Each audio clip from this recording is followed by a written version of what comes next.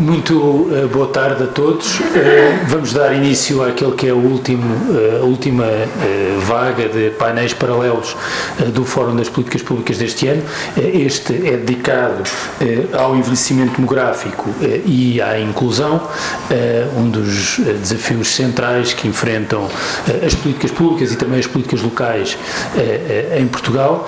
Eu devo desde já dizer que, ao contrário do previsto, o Eduardo Vítor Rodrigues, Presidente da Câmara de Gaia, ficou retido num avião que ainda não levantou voo em Roma.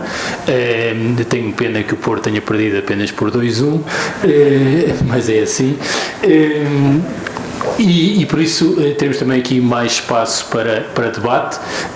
Os participantes deste painel são o Luís Capucha, que é professor na Escola de Sociologia e Políticas Públicas do ISCTE, aliás é o diretor do Departamento de Ciência Política e Políticas Públicas, e ainda o Padre Lino Maia, que é presidente da CNIS, Confederação Nacional das Instituições de Solidariedade Social, instituição que aliás é parceira do ISCTE no Laboratório Colaborativo Colabor sobre Trabalho e Proteção Social, portanto alguém com quem temos trabalhado e vamos trabalhar ainda mais no futuro, precisamente também sobre estas matérias. Eu dava já a palavra ao Luís para uma intervenção inicial.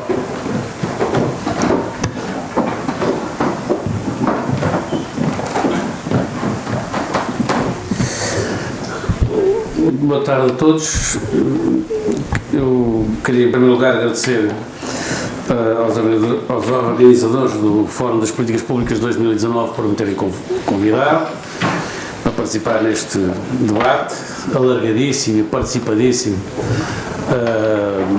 como vem sendo do hábito, mas desta vez talvez reforçado.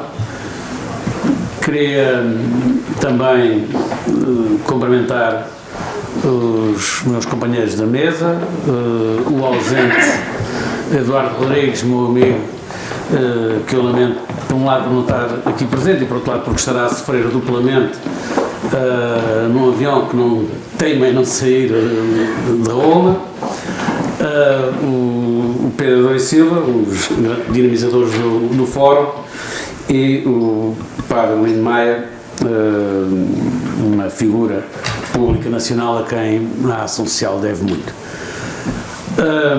Eu só fiz esta introdução um bocadinho mais longa porque precisamente tenho um bocadinho mais de tempo, porque eu preparei uma comunicação que me tinham pedido para ser absolutamente telegráfica, e eu, para ser telegráfico, não fiz a apresentação, porque normalmente a gente, eu pelo menos, outras pessoas não são mais disciplinadas, mas com apresentações tendemos a estar mais soltos e perdemos mais, então fiz uma intervenção telegráfica. Como ganhei este espaço, já pude fazer estes agradecimentos e estas considerações preliminares.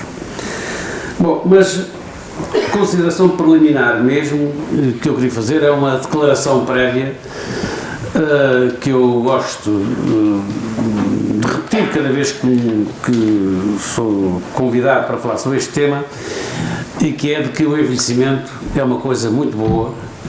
Eu próprio espero para mim uma longa vida, tão longa quanto possível. Não tenho feito muito por isso, mas pode ser que enfim, a sorte me afeje e tenha de facto uma vida prolongada e me torne bastante idoso.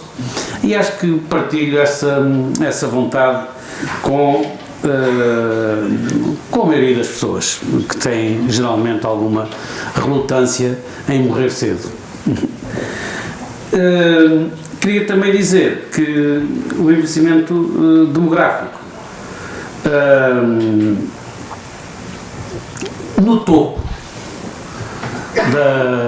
daquilo que já não é uma pirâmide, que é mais um barril, como se diz agora, é etário, é uma coisa boa que resultou do bom funcionamento do Estado Social e também de algumas intervenções que não são propriamente do Estado, e aqui agora falando particularmente do nosso país, que não são do Estado Central, são das autarquias, nomeadamente coisas que nós até já nos esquecemos, mas que tiveram um enorme impacto enfim, no envelhecimento rapidíssimo da nossa população no topo, como sejam as redes de saneamento públicas, as redes de abastecimento de água potável às habitações, a eletrificação do país, que foi, entre outras coisas, resultado, como se sabe, da intervenção das autarquias, principalmente, logo a seguir ao 25 de Abril, e que, combinadas com políticas públicas como as de saúde, as políticas de trabalho e principalmente as políticas de pensões, permitiram efetivamente este fenómeno que não é apenas português, que é mundial, mas que é um fenómeno marcante nas sociedades modernas, que é o envelhecimento no topo da população. Também é sabido, e feita esta declaração prévia, que esse envelhecimento coloca alguns dos principais desafios ao Estado de Providência e às sociedades modernas, desafios esses que eu queria abordar em 3 tópicos. O primeiro tem a ver com a sustentabilidade das políticas sociais. O envelhecimento não se verifica apenas no topo do barril das idades, ou da pirâmide etária, como quiserem chamar. Verifica-se também, e de uma forma acentuada, na base, nomeadamente com a enorme redução das taxas de natalidade, que releva de estratégias familiares, das famílias que, para se protegerem a elas próprias da pobreza e para aumentarem a probabilidade de uma vida digna para a descendência, reduzem a sua descendência ao mínimo. O investimento na base e depois também no topo coloca, porém, em risco, a médio e longo prazo, a sustentabilidade do Estado Social, se nada for feito para modificar um modelo em que assenta algumas das políticas que eu referi, de saúde, nomeadamente, e particularmente a de pensões, que faz recair apenas sobre o trabalho, através das comparticipações dos trabalhadores e dos empregadores, mas recai apenas sobre o trabalho, os custos com os principais sistemas de proteção social. O sistema de solidariedade é para começar com os impostos, mas o seu peso relativo no conjunto dos sistemas e das contribuições é modesto e, portanto, não é esse verdadeiramente que conta. Portanto, a pressão sobre as políticas sociais, nomeadamente, repito, pensões e saúde, que já é grande, será acentuada no futuro com o aumento das taxas de dependência resultantes do envelhecimento no topo e da diminuição da proporção dos ativos que resultam do envelhecimento da base e da queda das taxas de natalidade. O que obrigará a uma de duas coisas: ou a uma agenda neoliberal de dualização do Estado e redução dos direitos, que é difícil e perigosa porque encontrará uma enorme oposição por parte das pessoas que formaram expectativas legítimas e, portanto, criará rupturas com consequências eventualmente graves, ou, em segunda alternativa, a uma reforma das políticas fiscais de modo a reforçar substancialmente as suas funções redistributivas, às quais poderão ser adicionadas mais medidas ou reforço de medidas como aquelas que têm vindo a ser implementadas, nomeadamente a da indexação da idade da reforma à esperança média de vida, o que por sua vez implica tornar o trabalho mais atraente, no sentido de prolongar a vida ativa tanto quanto possível das pessoas, depende essencialmente de tornar o trabalho mais atraente, de melhor qualidade e de diversificar o desenvolvimento de trajetos de transição mais flexível entre a vida ativa e a reforma. Portanto, há aqui uma área de desafios que eu gostaria de colocar. A segunda área está associada às estruturas familiares e às redes de relações comunitárias, que são contextos fortes de participação e de integração. O outro tópico da nossa mesa é o da integração associada ao envelhecimento, particularmente relevantes quando as pessoas deixam de trabalhar e, portanto, perdem o contacto com esse contexto de integração social e de formação de sociabilidades intensas e que nos fazem sentir parte do coletivo, que é o trabalho. Bom, A verdade é que dificilmente alguém quer ser velho aos 65 ou aos 66 anos e tal, que é atualmente a idade da reforma. A maioria das pessoas com essa idade hoje em dia sentem-se e são efetivamente ativas, mesmo que não sejam ativas nos empregos formais. Porém, também é verdade que a idade se vai estendendo, que a categoria dos idosos se vai subdividindo em novas subcategorias, fala-se hoje já dos grandes idosos, e como essa categoria não chega, também já se fala, por exemplo, dos centenários, e a esse envelhecimento, a esse prolongamento da vida, associam-se fenómenos como a situação do risco de degradação das condições de vida, as demências, as deficiências, o isolamento, a solidão, entre outros problemas que, de qualquer modo, é preciso salientar e não esquecer, variam bastante com os contextos sociais e, particularmente, com as classes sociais.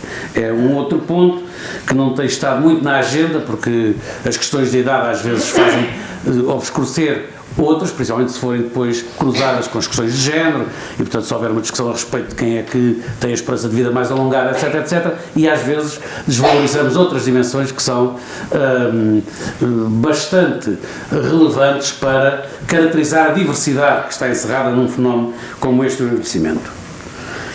Bom, a verdade é que, como o envelhecimento traz esse conjunto de situações às vezes bastante problemáticas, para assegurar, do meu ponto de vista, a qualidade de vida, tanto no plano material e físico, como no plano relacional, afetivo e da vida comunitária, as pessoas vão precisar de cuidadores.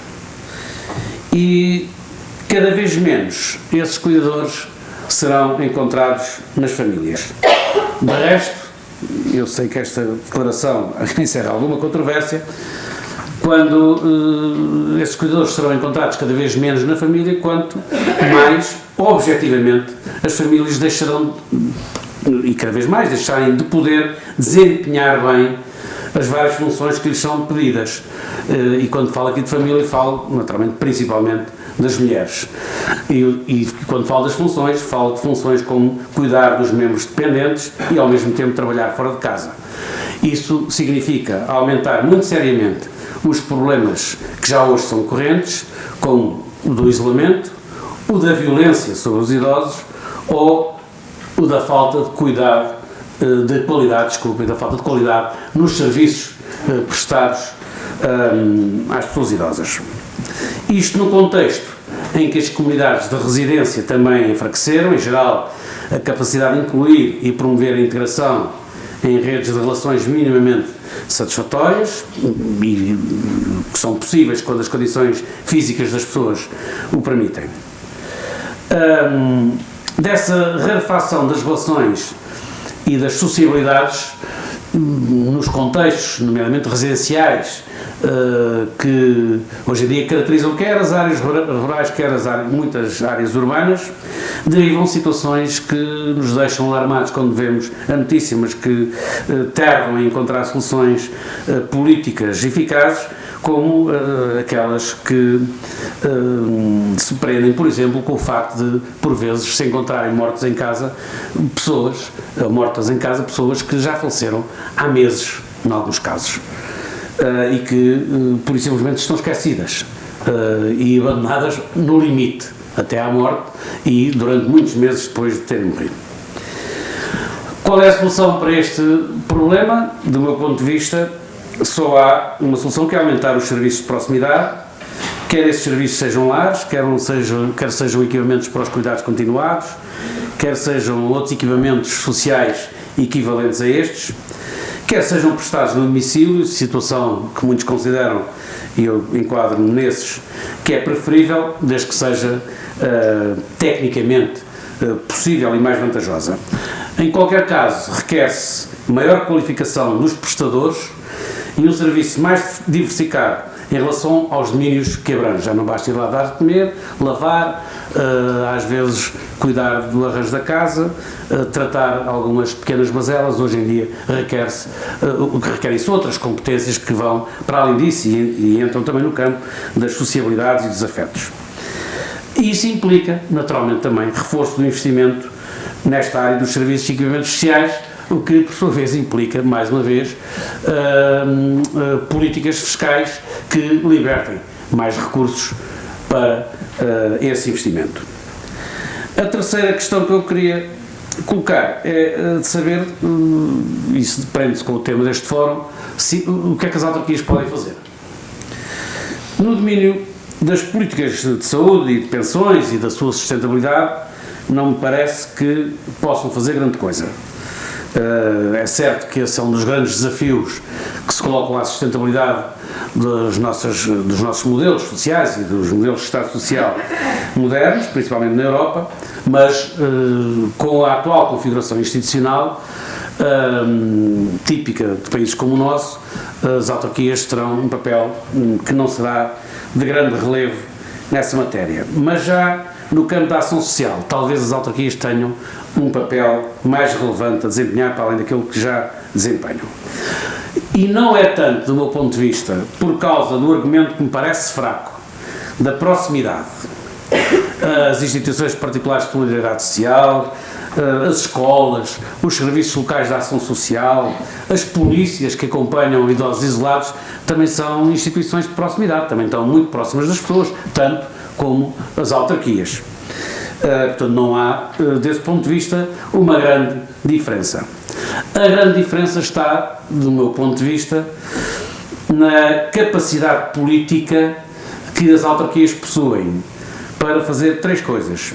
Em primeiro lugar, intervir nos territórios, quer urbanos, quer rurais, e nas sociabilidades que estes territórios favorecem ou inibem.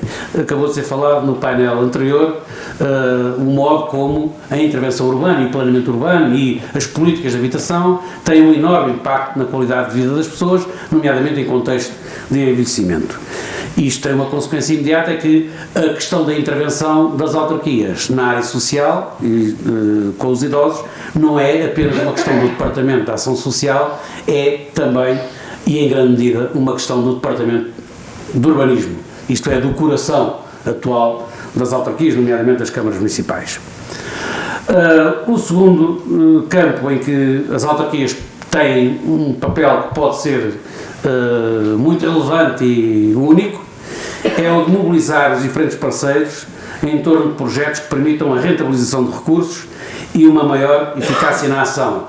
Isto é, as autarquias têm poder de convocatória dos parceiros e têm hoje em dia instrumentos jurídicos, nomeadamente a rede social, por exemplo, e outros que podem ser pensados na mesma lógica, que permitem efetivamente uma ação capaz de responder aos diferentes domínios de uma forma concertada, planeada e cooperante, o que favorece muito a eficácia e a qualidade da intervenção.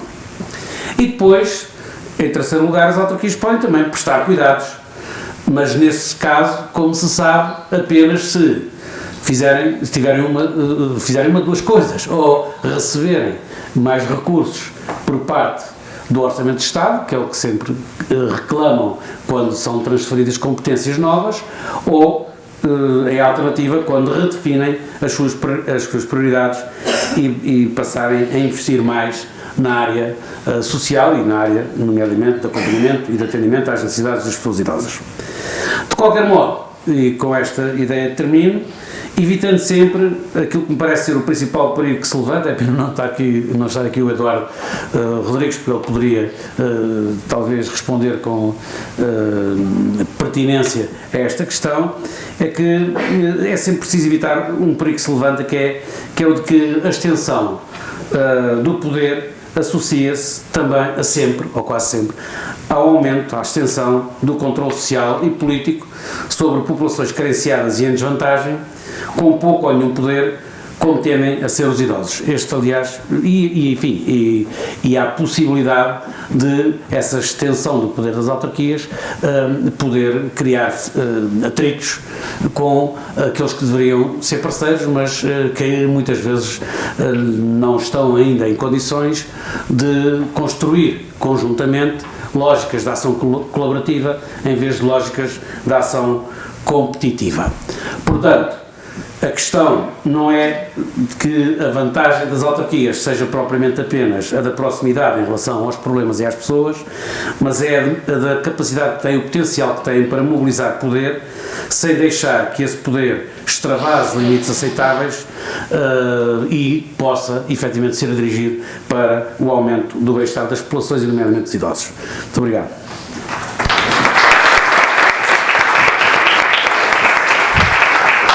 Muito obrigado, Luís. Como terão notado, estes painéis tiveram todos a mesma organização, isto é, alguém com uma visão mais do lado da universidade, alguém com a visão do poder local e, finalmente, alguém com a visão do lado da sociedade civil. Dá-se o caso, neste painel, a sociedade civil ter, por definição, no contexto português, uma responsabilidade acrescida, porque não é só apenas um conjunto de entidades que reivindicam, identificam problemas, mas, pelo contrário, têm responsabilidades na provisão dos bens e dos serviços, o que, na tensão entre o poder local, o poder central, acrescenta aqui um terceiro elemento, que é o papel do terceiro setor, que faz com que olhemos para esta questão das responsabilidades e das competências de modo distinto no setor social. O Padre Lino Maia, melhor que ninguém, pode-nos trazer este olhar desde a sociedade civil.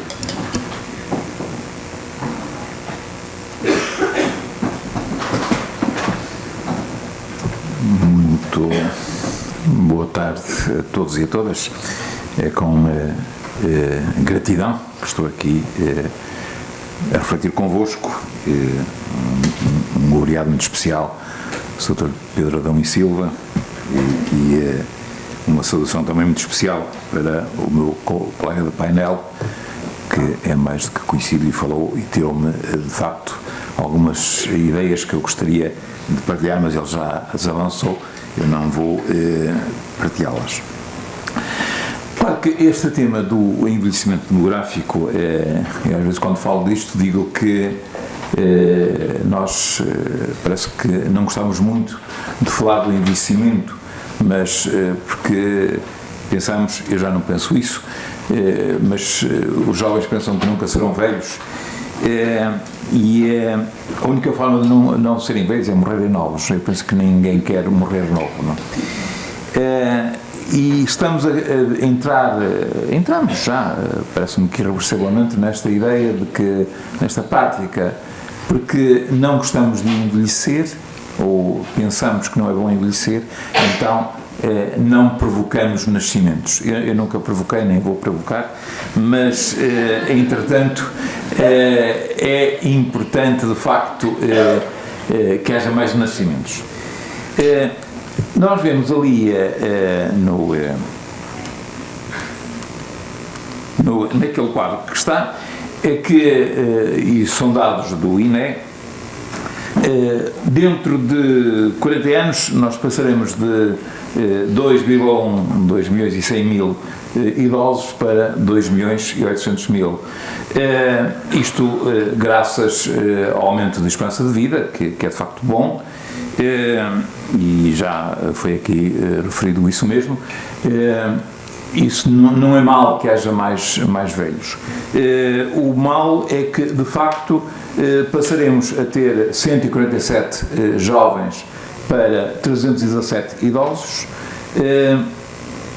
Isto porque ali está dito, ou melhor, por cada 100 jovens teremos 317 idosos, e depois diz ali que o índice de envelhecimento só tenderá a estabilizar na proximidade dos anos 60. Vemos no quadro seguinte, que depois está mais esclarecido, que as tendências para o envelhecimento demográfico são comuns a todo o território nacional. E diz ali que a população em idade ativa, e aqui está de facto um certo drama, diminuirá de 6,7 milhões para 3 milhões e 800 mil pessoas, o que significa que teremos, diria, menos gente a contribuir e mais gente a precisar de serviços com despesa, o que significa que o índice de sustentabilidade passará de 315 para 137 pessoas em idade ativa por cada 100 idosos entre 2015 e 2080. No quadro seguinte, vemos que ali a evolução da população residente com 65 anos ou mais, e eu aqui avanço porque não é isto que é assim muito importante, é só para olhar e ver, e passaria então para aquilo que nos interessa mais, que é o papel das políticas locais no envelhecimento, e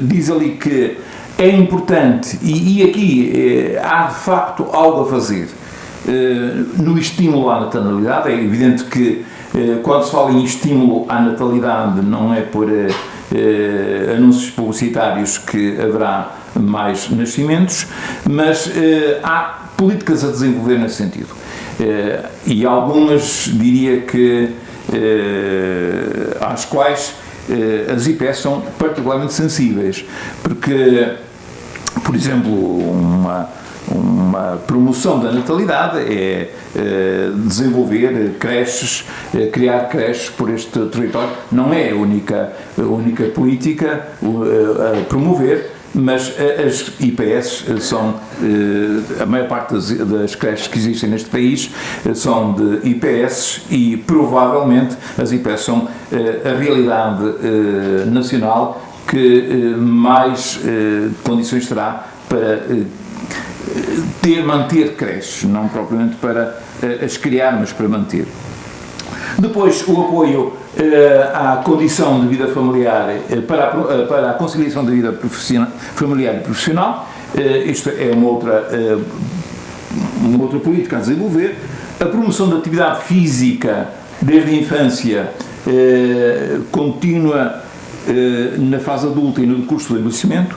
Isto é também algo a desenvolver e, portanto, não é também por decreto que se promove. A prevenção da doença e a promoção de hábitos de saúde e bem-estar, já aqui o Sr. Luís Capucho já abordou este aspecto e penso que é importante. Depois, em relação propriamente aos mais velhos, é importante incentivar a participação, reconhecendo a diversidade individual, considerando o contexto intergeracional e as diferentes trajetórias de vida, e depois a promoção do envelhecimento ativo e saudável. E aqui as IPS, não apenas, as IPS têm também um trabalho muito importante que o procuram assumir.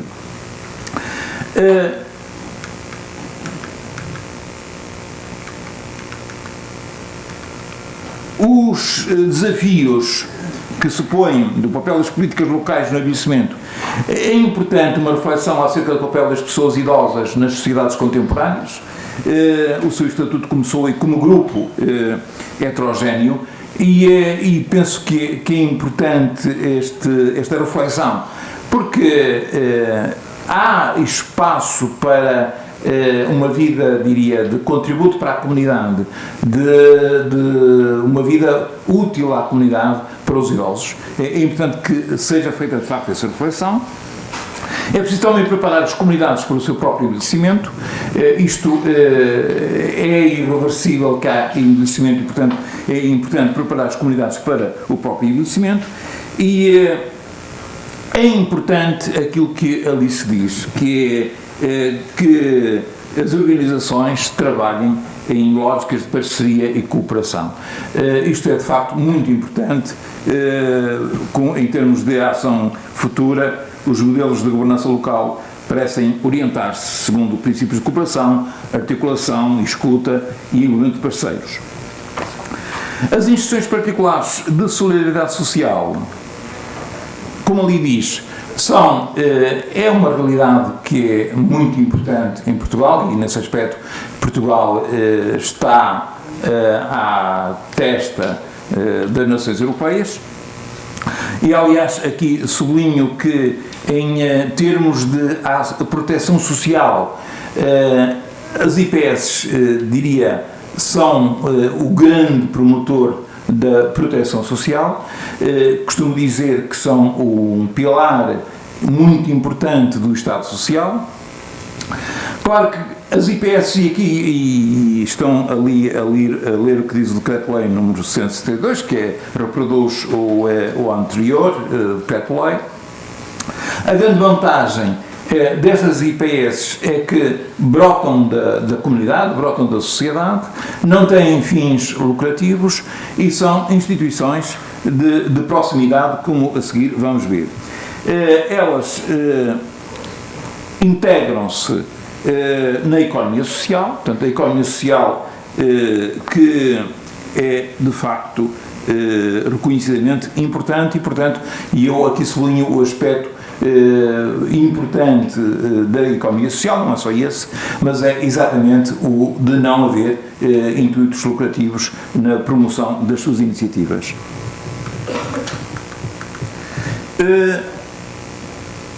As IPS, para além de serem, diria, um pilar do Estado Social e serem, de facto, responsáveis, concretamente, devo lembrar que 73,8% do que se faz em ação social direta, em ação direta neste país, é feito exatamente pelas IPS. IPS que têm várias famílias de IPS dentro deste mundo. As Misericórdias são IPS, há fundações de solidariedade social, há cooperativas de solidariedade social, há mutualidades, há institutos de organização religiosa, há também centros sociais paroquiais e há muitas, sobretudo, há associações de solidariedade social. E são um parceiro importante para a cooperação. Aliás, diria que Portugal fez uma opção mergulhando no seu histórico, na experiência adquirida, fez uma opção em 1996, fez 30 anos, não, 20 anos, perdão, em dezembro agora, portanto, fez 22 anos. Com a assinatura do Pacto de Cooperação para a Solidariedade, Portugal fez a opção de doravante, de facto, diria, ter nas IPS o grande protetor social das comunidades.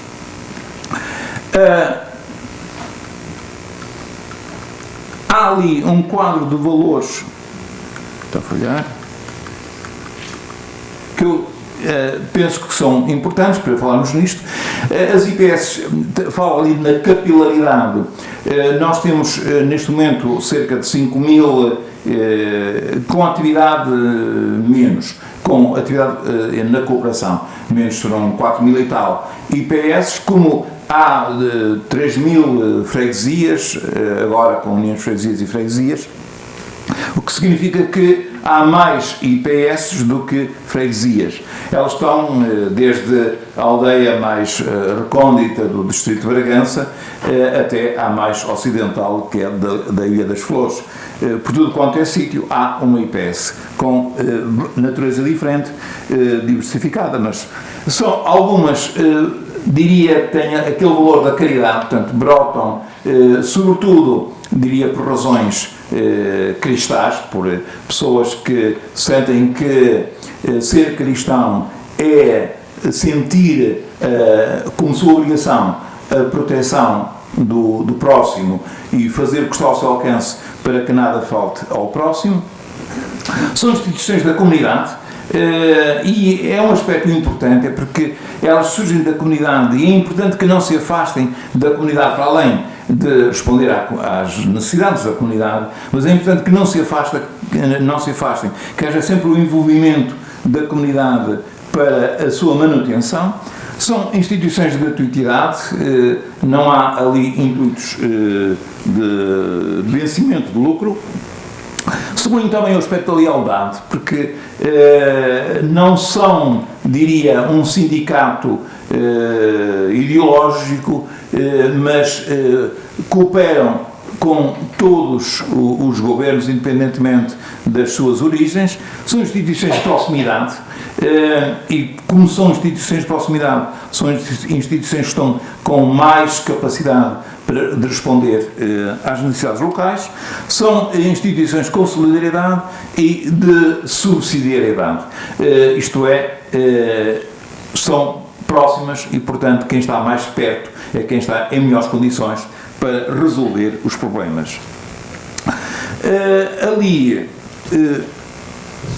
tem, e sublinho sobretudo em termos de números, as respostas sociais de centro de dia, ERPI e SAD, ERPI, estruturas residenciais lares, para idosos, pessoas idosas, SADs, Serviço de Apoio Domiciliário, há creches também, como veem, 42% das creches, isto falo só das instituições filiadas, associadas da CNIS. A CNIS é uma das organizações representativas das IPS, não é a única, a União das Misericórdias é outra organização, a Confecup é outra organização e a União das Mutualidades é outra organização.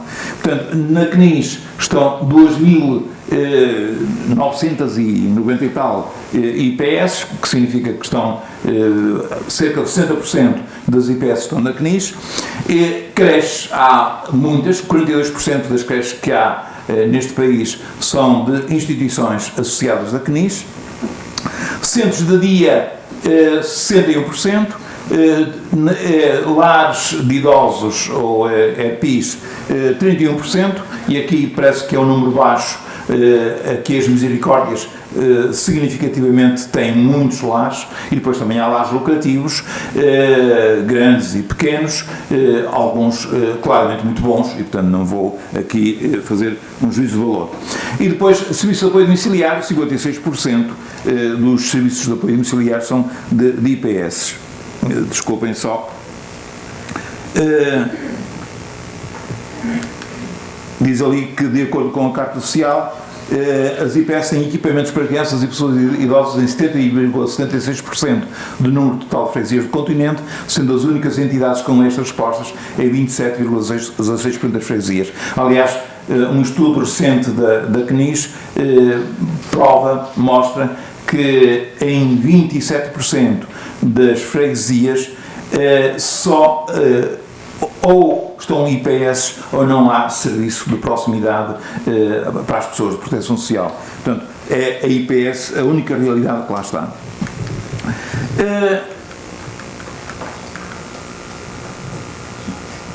O princípio da subsidiariedade traduz-se num compromisso entre o Estado e as instituições na adoção de decisões que garantam uma proteção social adequada, eficaz e próxima dos cidadãos, atendendo ao respectivo nível de intervenção.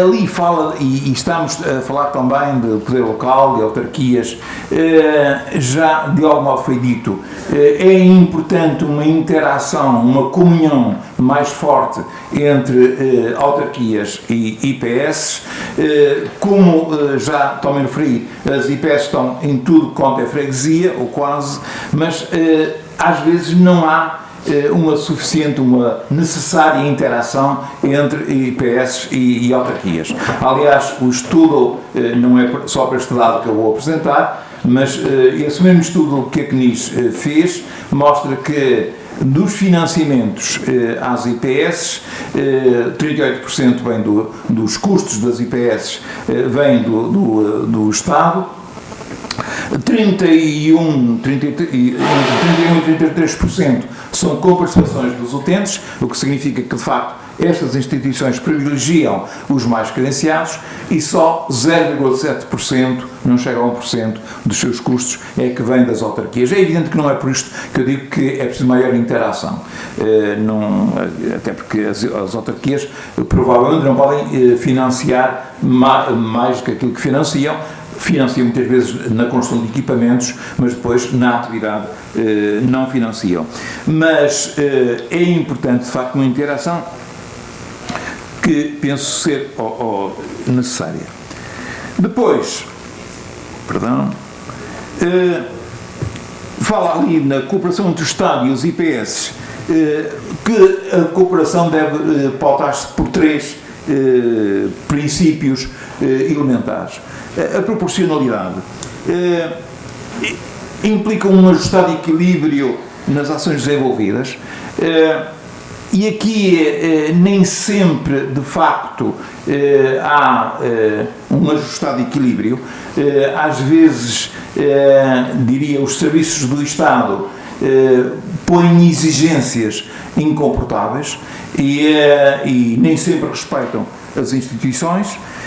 O princípio da solidariedade, que implica uma responsabilidade mútua, e este aspecto é importante quando nós falamos de sustentabilidade das instituições e quando verificamos que 40% das instituições têm custos superiores às receitas, e o Estado não pode lavar as mãos disso, porque aquilo que estas IPS fazem é serviço público, cooperam com o Estado é que cobra impostos. É importante que, de facto, a solidariedade aqui também seja implementada. Claro que estamos num território desigual, não é tudo igual neste país, mas é importante introduzir aqui um fator de correção compensatória, porque senão estas instituições, que são extremamente importantes e fazem muito, acabarão por encerrar, e o que seria dramático. E a participação, que implica o compromisso, a valorização e a responsabilização das instituições, das pessoas e da comunidade numa perspectiva de colaboração mútua.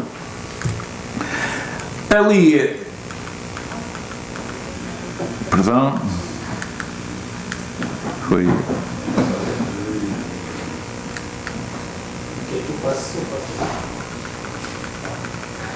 Agora, desculpem, isto não estava previsto. Está aqui qualquer problema.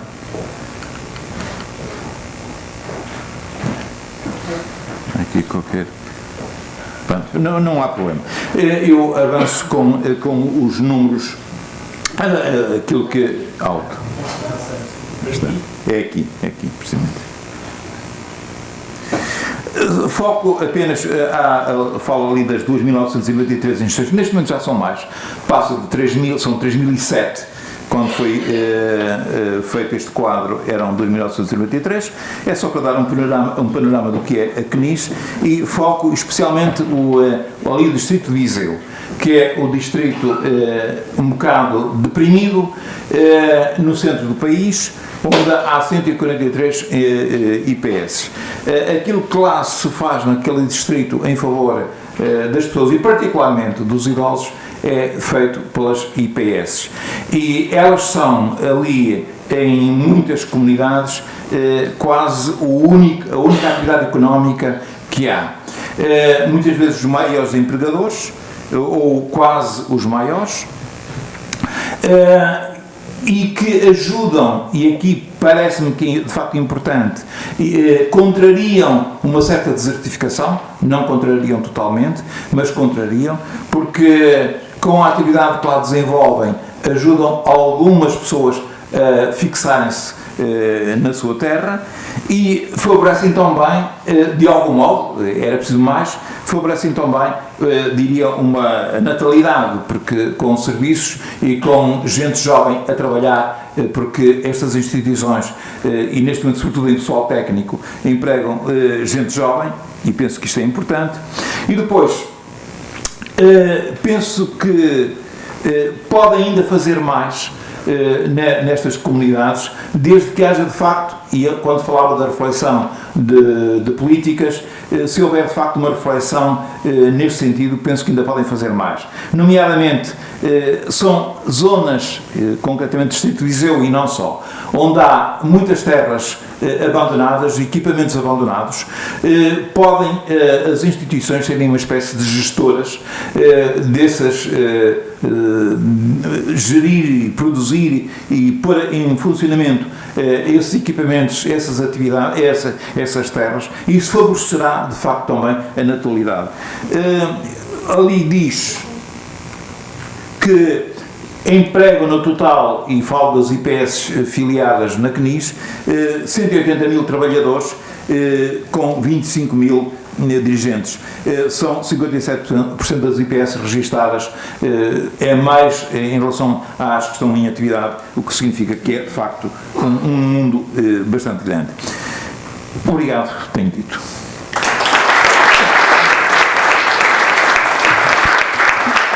Muito obrigado, Padre Lino Maia.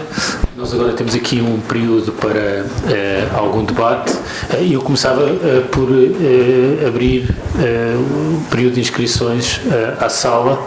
Alguém que queira colocar alguma questão, pedia que fizesse sinal. Temos ali uma questão. Eu vou reunir 2 ou 3. Boa tarde, o meu nome é Cília Luís, eu sou investigadora aqui no ISCTE, tenho estado a trabalhar até à data numa ERPI e tenho estado a dirigi-la particular e se calhar ia começar por aí, começar pela questão do envelhecimento. Nós não estamos a tratar de uma forma conveniente aquilo que nos está a acontecer. O envelhecimento é uma realidade no nosso país, nós temos cada vez pessoas a viverem mais tempo, a serem integradas em instituições, a serem institucionalizadas mais tarde, onde o apoio dos próprios cuidadores que estão em casa muitas vezes não é suficiente e não estamos a qualificar também pessoas para trabalhar nesta área convenientemente, dado que muitas delas trabalham com horários rotativos, como era no caso do local onde eu estive a trabalhar, não têm disponibilidade financeira porque recebem salários muito baixos. E era todo interesse realmente começar a pensar a nível local mais formação para os cuidadores. Eu peço desculpa. Dado que grande parte das vezes as famílias não têm condições, aquilo que muitas vezes me acontecia, e aqui não estou a falar como investigadora, estou a falar como uma pessoa que trabalhou dentro desta área, nós recebemos muitos casos sociais de pessoas que nos vinham pedir para conseguirmos colocar aquela pessoa, mas não tinham recursos económicos. Essa é uma das situações que o Estado vai ter que começar a resolver e que não tem sido pensada relativamente à questão do aumento demográfico e do crescimento. E realmente, eu há 20 anos já falava da questão das crianças.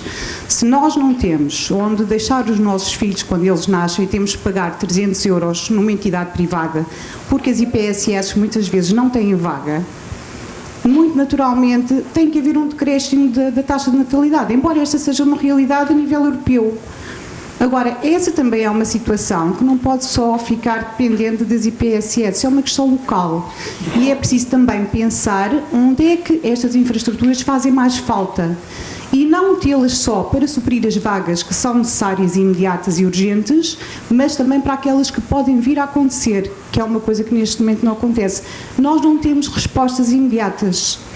E essa situação é de um constrangimento bastante grande para um país que não é tão grande assim. Esta é a minha questão e é a minha grande preocupação. Obrigada. Muito obrigado. Nuno.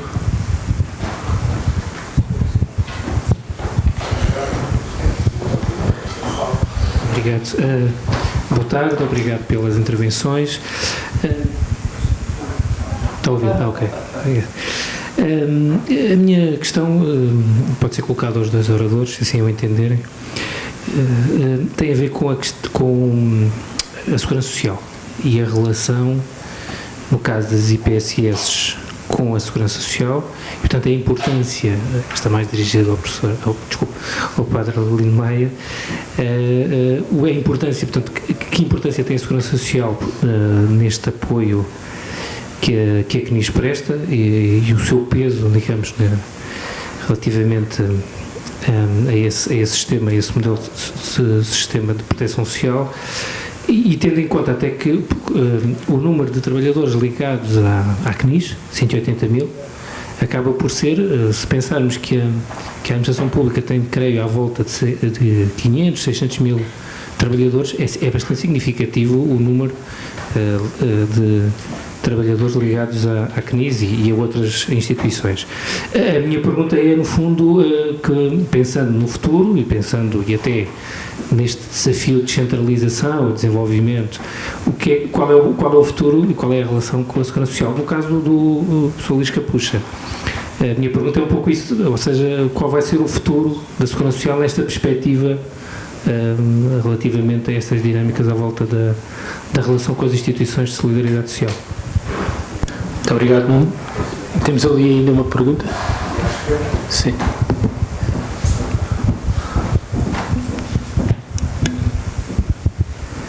Muito boa tarde a todas e a todos, e peço desculpa pelo atrevimento de colocar aqui uma questão.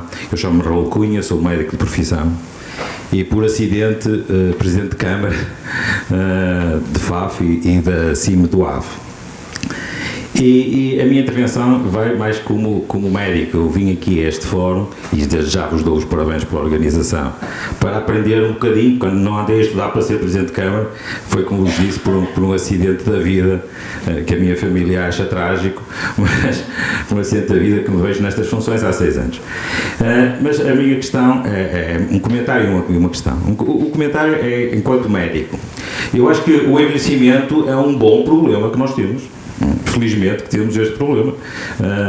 Todos nós que nos vamos aproximando já mais da segunda metade da vida, encaramos este problema como não um problema, mas como um facto. Não é um facto. É um tal bom problema. A questão não é propriamente o facto do envelhecimento. O envelhecimento, o nosso problema é a falta de nascimentos. E isso aí é preciso e é urgente que os poderes todos, o poder central, o poder local, a todos os níveis, se nos procuremos concentrar em políticas de incentivo à natalidade. E há experiências europeias que têm políticas estruturadas e eu ainda não vi neste país discutir-se este problema, procurando ter políticas estruturadas, pensadas para apoiar e estimular a natalidade. Claro que passa pelo apoio às famílias, às mães, enfim, mas tem de haver uma política concertada para este grande objetivo nacional de aumentar a natalidade. E depois também chamar a atenção para uma questão. A questão tem a ver com o facto de nós, quando lidamos com os nossos idosos, muitas vezes não nos lembramos disso, olhamos com os olhos atuais. Mas nós, quando olhamos para os nossos idosos, estamos a olhar para o país de há 40 anos. Estamos a olhar para as pessoas há 40 ou 50 anos, os adultos daquela altura, que têm um sistema de crenças e de valores e forma de estar e viver que se enquadra com o Portugal daquela altura. E, portanto, não podemos abstrair-nos também deste facto que às vezes não vejo refletido. E depois a questão que eu colocava ao painel, que é, no fundo, assim, nós todos temos responsabilidades de intervir nesta área. Não podemos, ninguém se pode excluir e as autarquias locais também não devem estar excluídas. As autarquias locais têm muita intervenção na área social a vários níveis e na área dos idosos também, desde logo promovendo o envelhecimento saudável, o facto de se poder viver com saúde nas cidades e todo o desenvolvimento que se produz a nível local, com as condições de vida, com a melhoria das condições de vida nas várias cidades, estamos a promover uma vida melhor para os mais velhos, para os menos velhos, para os mais jovens, para todos. Mas a minha questão é assim, mas será que esta possibilidade das autarquias, através da descentralização, terem um maior envolvimento nas questões sociais e eventualmente também no apoio, na articulação com as IPSS, não é uma iniciativa meritória, não é uma atividade política virtuosa?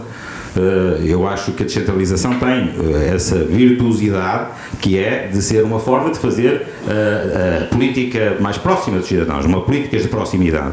E, portanto, não será também, eu acho que não, eu sou dos que acho, que gostava de saber a opinião do painel, que acho que é importante que o poder local possa ter uma intervenção também, através da descentralização, no apoio, na forma de lidar com as IPSS. No meu concelho, estamos a falar de FAF, nós temos experiências interessantes na intervenção com todas as IPSS, desde logo através da rede social, mas também através do apoio específico às várias IPSS e através da criação de instrumentos novos de apoio aos idosos das várias freguesias do concelho. Muito obrigado. Alexandre, já está ali uma... Sim, é mesmo a última.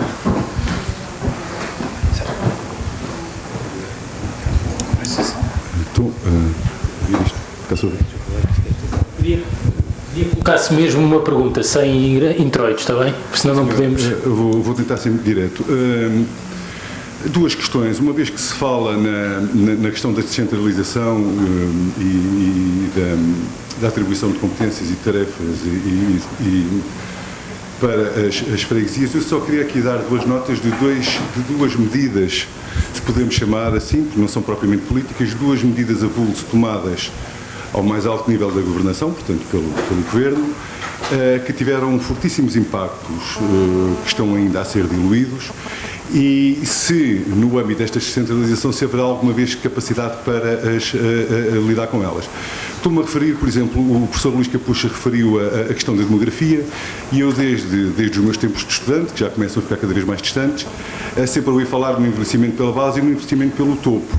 Mas dá-me a ideia que eu volto e meio ainda mexo nestas questões da demografia, que hoje em dia o que temos, além destas duas forças sobre a base e sobre o topo da pirâmide, temos duas consequências introduzidas por intervenções recentes na governação do país, que são, por um lado, um terceiro fator de envelhecimento pelo topo, que é o facto do país ter começado a desenvolver uma política de atração de reformados de outros países. Portanto, já tínhamos o problema do envelhecimento, e não sei se está contabilizado e estudado o efeito que pode ter, nomeadamente em algumas regiões do país, a chamada de reformados de outros países. E, por outro lado, ao mesmo tempo que isto se começou a desenvolver, tivemos também promovido pelo Governo que veio em 2011, tivemos a promoção da migração dos jovens. Ou seja, 400 mil pessoas, todas elas jovens, que se foram embora, portanto, as crianças foram nascer para o outro lado. Portanto, e isto parece-me que não sei se estará bem estudado na demografia, sobretudo na demografia de pequenas unidades ou das unidades territoriais. Outra intervenção do Estado, também não propositada, mas que pode ter efeitos nesta demografia e que tem a ver com esta questão do envelhecimento, foram os impactos ainda mal avaliados da reforma administrativa das freguesias. Um trabalho que fizemos recentemente, quando fizemos recentemente a CCDR Algarve e a CIX Nova, aqui da Universidade Nova de Lisboa, trabalhámos um conjunto de indicadores relativos às 1.168 freguesias que foram extintas, e reparámos que, na esmagadora maioria das situações, a freguesia agregada era precisamente a freguesia onde a população idosa tinha mais peso, relativamente à freguesia agregadora. Era, em 70 e tal por cento dos casos, a freguesia onde havia mais idosos a viverem sozinhos. Era também, na ordem dos 60 e tal por cento, a freguesia onde tinha havido um maior decréscimo populacional.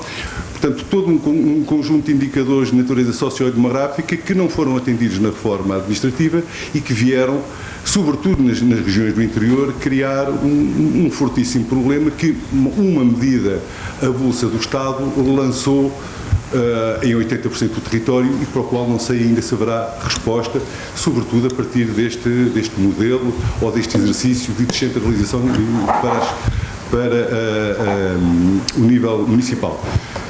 Eu sei que se calhar já me estou a alargar. Não fez nenhuma pergunta. Só queria, não era só duas, não, as perguntas eram muitas.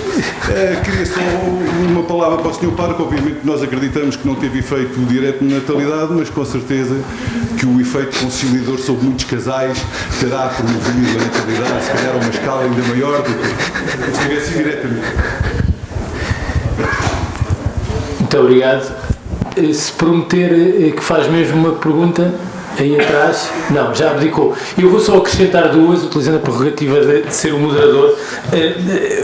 Uma primeira, que tem no fundo a ver com a singularidade deste debate na comparação com os outros painéis, é que de certa forma já houve descentralização em Portugal nesta área, e portanto quando falamos de descentralização é repensar a descentralização que já foi feita, onde há uma evidente tensão entre o terceiro setor, que tem enorme capilaridade e presença no território, e o poder local. E a minha pergunta para os dois é uma pergunta em torno da divisão de tarefas. Quem é que faz o quê entre poder local e terceiro setor? Acho que as respostas não são claras. O Luís, aliás, chamou a atenção de um problema político que eu vejo no poder local ter especiais competências nesta matéria, que tem a ver, de certa forma, a ver com a captura política da área. A segunda pergunta prende-se com o envelhecimento, entre os vários impactos que tem um impacto brutal sobre a despesa pública e sobre a transformação da natureza das respostas sociais, em que muitas das respostas sociais, nomeadamente as que são geridas e asseguradas pelo terceiro setor, tenderão a evoluir para respostas no âmbito da saúde ou dos cuidados de saúde, com o que isso significa do ponto de vista da despesa, e um outro impacto prende-se com ganhos evidentes de emprego associados ao crescimento das respostas sociais e ao envelhecimento, mas que escondem uma outra coisa muito preocupante, que são decréscimos da produtividade do trabalho, ou pelo menos ritmos de crescimento da produtividade do trabalho muito limitados pela natureza dos serviços. E de certa forma isto cria aqui um trilema entre emprego, despesa e salários. E eu pergunto como é que nós ultrapassamos este trilema do ponto de vista do financiamento, que mecanismos de financiamento é que conseguem sinalizar que podem ajudar a desbloquear este trilema. Eu peço perdão que eu depois tenho mesmo que ausentar por causa, eu começava já por responder. Eu procurarei ser sintético, porque aliás penso que as questões que foram colocadas, eu sou absolutamente a favor de um programa de creches, acho que é importante, não é? E é necessário, portanto, quando falamos de incentivo à natalidade, temos que pensar em serviços e a creche é de facto importante. Penso que que está em marcha um estudo nesse sentido, mas pronto, penso que é absolutamente necessário. O peso da segurança social é evidente. Eu falei em termos de financiamento, os acordos de cooperação representam cerca de 38% da despesa das instituições. Claro que, e aqui associo já a uma questão que o Sr. Pedro Adão e Silva colocava, que eu acho que é importante. É evidente que os recursos são escassos, né? Portanto, e nós não podemos pensar em aumento da carga fiscal, de impostos, e provavelmente cada vez há mais, como foi dito, o envelhecimento traz também, de facto, mais despesa, portanto, são necessários mais serviços. As pessoas envelhecem e é muito bom que durem muito tempo, mas provavelmente não, nem sempre com boa qualidade e com necessidade de serviços. Eu penso que há aqui algum trabalho a desenvolver. Julgo que a moderação nas exigências, o aproveitamento de recursos, partilha de recursos, penso que é de facto importante, porque claro que o Estado tem de financiar mais as instituições, mas provavelmente há outras vias a percorrer. Claro que uma afeta de facto o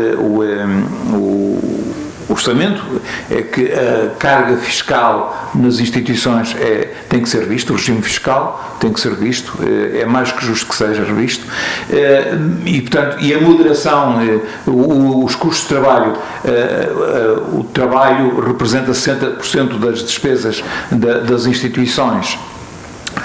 Qualquer aumento de salário mínimo, nós somos a favor disso, claramente, mas tem um impacto muito grande e está a ficar tudo achatado, quer dizer, não se pode aumentar aos trabalhadores e entretanto vai aumentando o salário mínimo, repito, muito bem, mas está a aproximar-se muito do máximo, não é?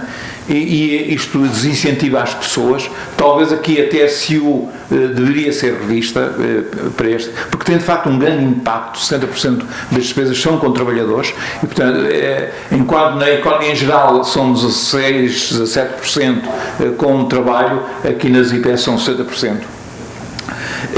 Penso que em relação concreta a quem faz o quê e a questão das autarquias, é evidente que as autarquias têm um papel muito grande, ou deve ter, e evidentemente não é preciso também o tal cheque, não basta falar de descentralização, mas para mim há duas áreas que são muito claras. Enquanto as IPS, por vocação e por sua estrutura, tem capacidade para continuar a prestar ação social, ação direta, não é?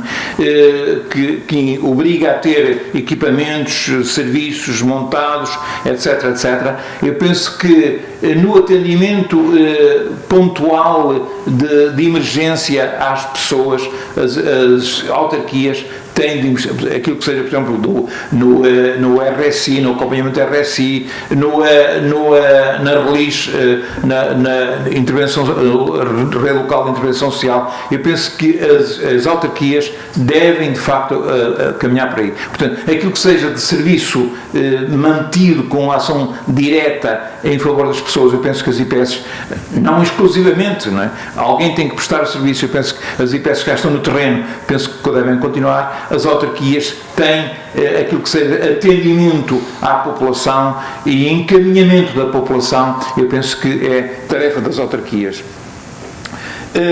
E penso que as questões que me foram colocadas são um bocado nesse sentido. Muito obrigado. Isso é importante. Sim, sim. Desculpa que...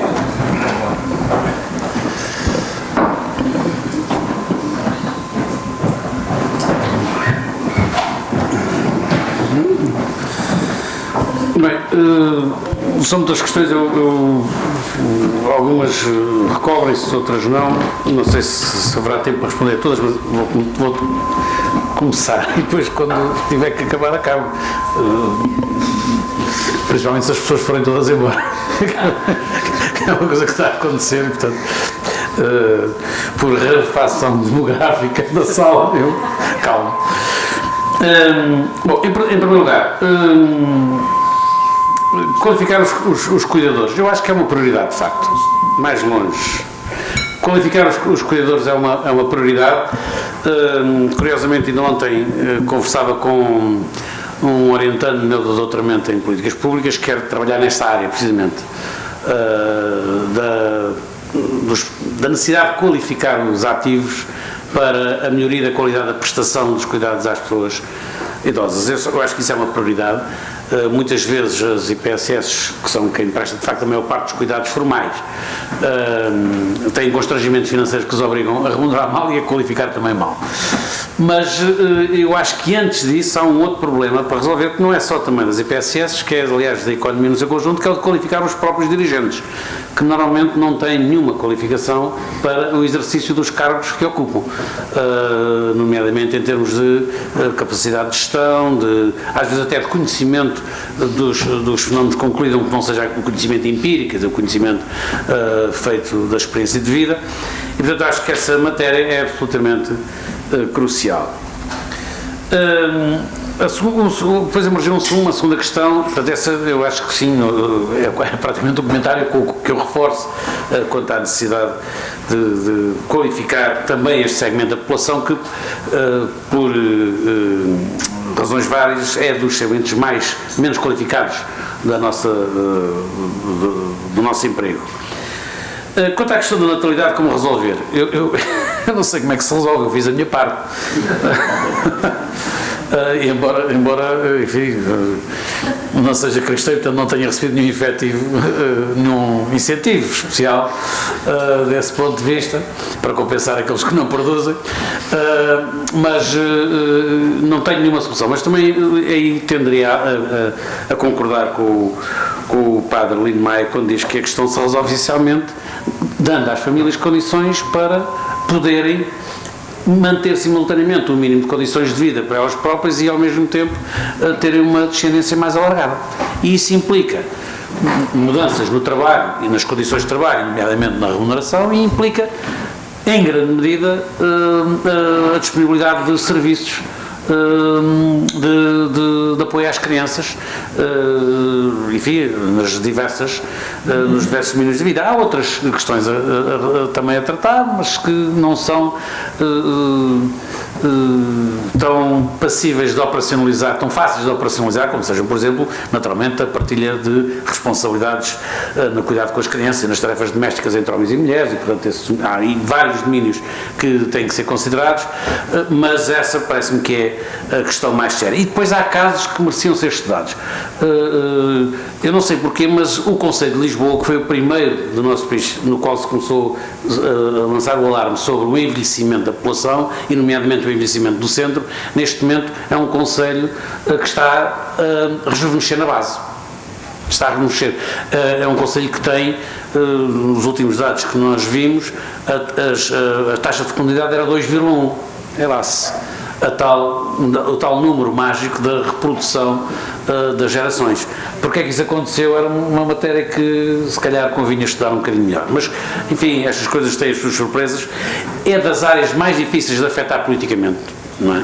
As decisões agregadas das famílias singulares pesam muito e contam com muitos fatores. As pessoas fazem muitas contas à vida antes de terem um filho, ou decidirem fazer mais um filho, e portanto as políticas não têm muita facilidade, mas seguramente, por aquilo que nós conhecemos, o alargamento da rede de equipamentos de apoio às crianças era absolutamente determinante.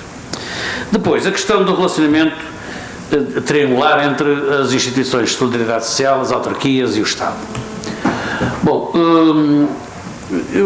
nós temos a nossa past dependency, quer dizer, que resultou também, como o padre Lino Maia disse,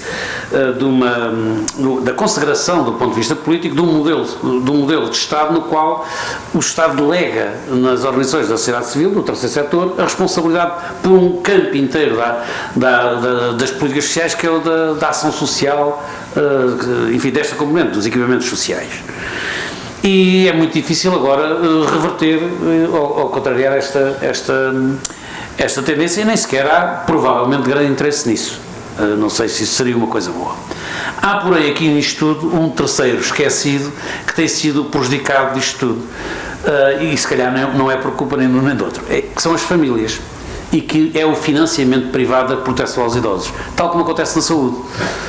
A privatização do Estado em Portugal não se dá tanto por causa dessa delegação a entidades que não são lucrativas, que são as IPSS, e que, aliás, têm que prestar contas de uma forma muito rigorosa ao Estado, porque utilizam dinheiros públicos, mas é o aumento extraordinário da comparticipação das famílias na prestação de cuidados aos idosos, que se tem verificado.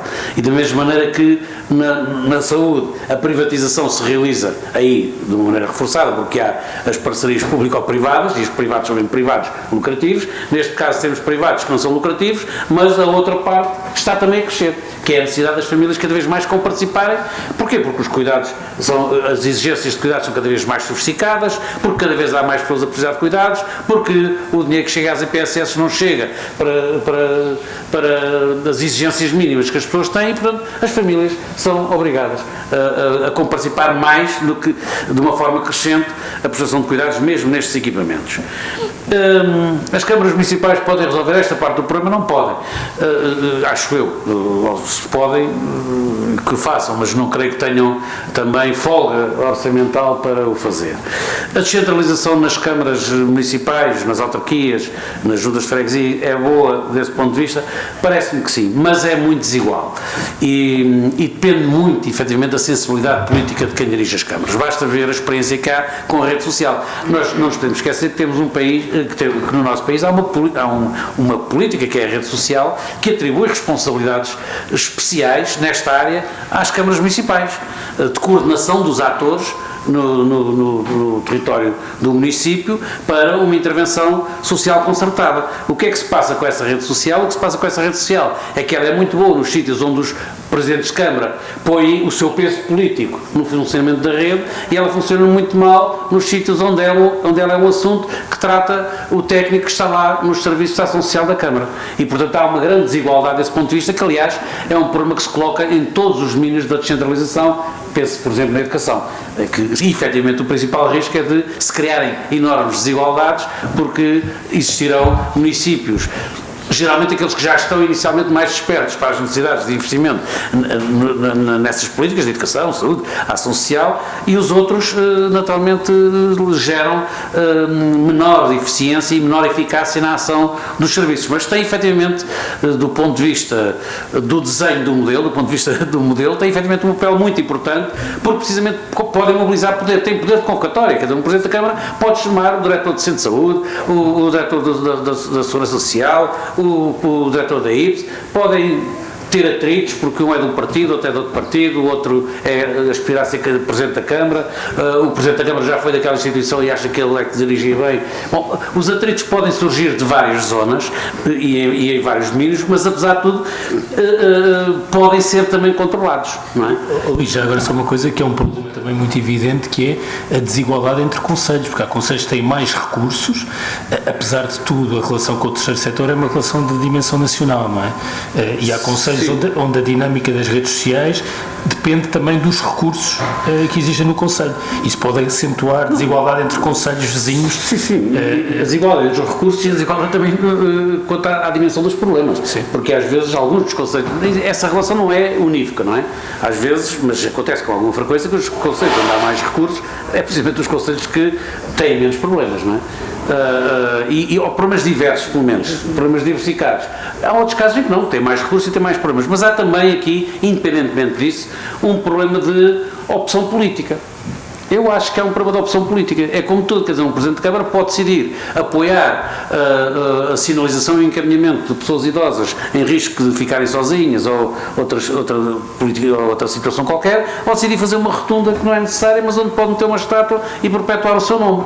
Portanto, e há quem faça efetivamente uma coisa e a outra, portanto não estou nem a diabolizar nem a glorificar a função em si mesma. Há efetivamente práticas muito diversificadas e eu acho que a nossa função como investigadores nestas áreas e como pessoas que se preocupam com estas coisas é mostrar que são boas práticas e tentar que elas se disseminem e que elas se tornem mais presentes e também que se desenvolva alguma uniformidade nestas matérias. Mais questões que foram colocadas. Eu não tenho a certeza, sinceramente, Sr. Presidente, que as pessoas idosas tenham ainda os mesmos valores que tinham há 40 anos. As pessoas mudaram ao longo destes 40 anos, não é? E isto dos valores, enfim, são coisas geralmente persistentes, quer dizer, há valores que não mudam ou que mudam com muita dificuldade, mas as pessoas mudam com o tempo, não é? E, portanto, não creio que o problema esteja aí, quer dizer, não há propriamente um problema aí. E a prova, não é a prova, porque nestas coisas eu não quero provar nada, mas talvez o sinal mais relevante que nós temos disso é o modo como tem evoluído efetivamente a organização das famílias, as estruturas familiares e práticas como as de fecundidade e outras do género. Não é? Há 40 anos, quando nós discutíamos estas coisas, o que nós fazíamos era comprazer-nos muito, porque Portugal tinha uma situação de grande vantagem em relação aos parceiros da União Europeia, porque as nossas taxas de fecundidade eram enormes e, portanto, nós tínhamos de ter a prazo uma vantagem em relação aos outros todos que estavam com taxas de natalidade muito baixas e as nossas taxas de natalidade eram elevadas porquê? Por causa dos valores, por causa do peso da Igreja Católica, por causa de um certo conservadorismo camponês, etc, e portanto isso está resolvido. Bom, passado 10 anos as mulheres, principalmente as mulheres, mas as famílias em geral, mandaram esses valores todos às ortigas e nós passámos a ter das taxas de fecundidade mais baixas do país e, portanto, eu diria que aos valores o que é dos valores, às estruturas o que é das estruturas. E a maior parte destas matérias tem a ver, de facto, com dinâmicas políticas, sociais, também culturais e económicas, que interferem extraordinariamente nas decisões das famílias, o que tem depois impacto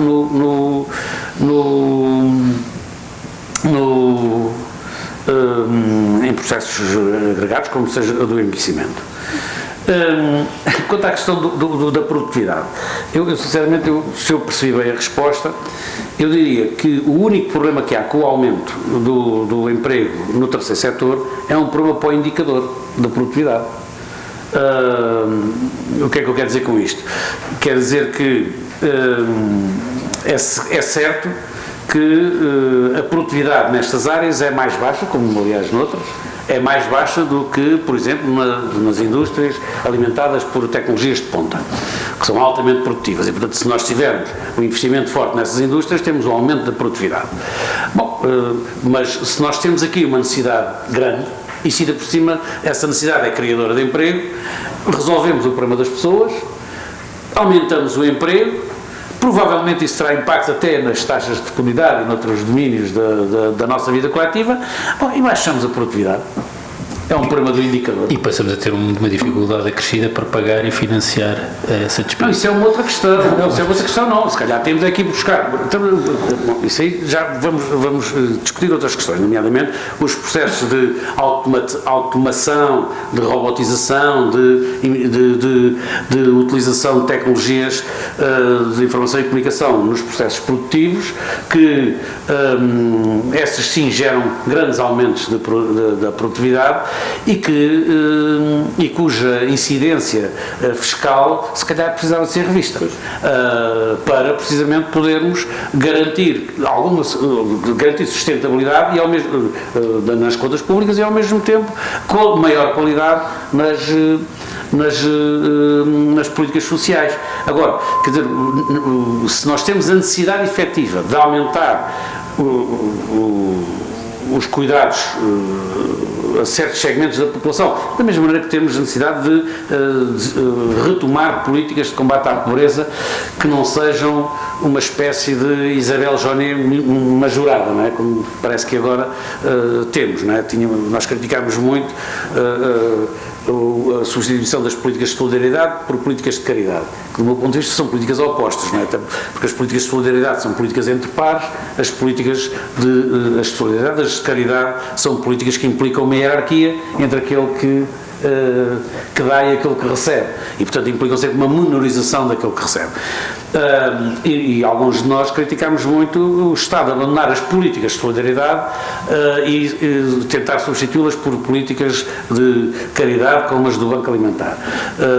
Agora, repusemos uma parte das políticas de solidariedade, mas andamos todos contentes porque reforçámos as políticas de caridade e agora até aumentámos a diversidade dos alimentos distribuídos nos bancos alimentares. Não sei se é o caminho, na minha opinião, mas a verdade é que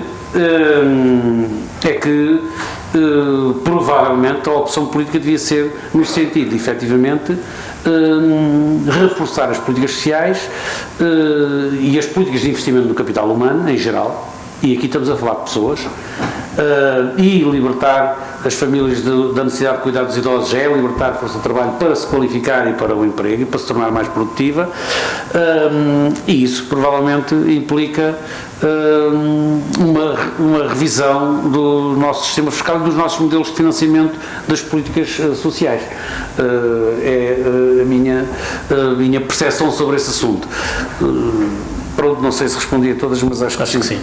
Muito obrigado, Luís. Muito obrigado a todos por terem estado hoje e ontem no Fórum das Políticas Públicas, que encerra neste painel aqui. E mais uma vez, obrigado.